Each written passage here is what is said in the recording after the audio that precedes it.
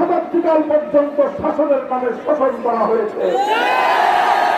সেই পতিত স্বৈরাচারী পরাজিত ইসলাম বিরোধী চক্র পতিত ফ্যাসিবাদী হাসিনার দোসররা তারা বাংলাদেশের মসনদ থেকে উৎখাত হয়েছে, কিন্তু এখনো পর্যন্ত তাদের ষড়যন্ত্র বন্ধ হয় নাই।